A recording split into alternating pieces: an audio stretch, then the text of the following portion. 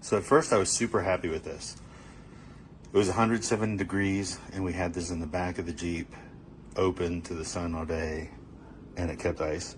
Anyway, that was a couple days ago. But what I have noticed is that when it is melted and there's water in there,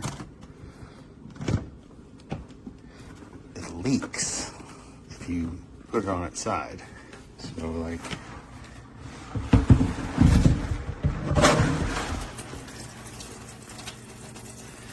to the side. I've seen that with latches too, but yeah, great cooler. But once it starts melting, don't tip it over.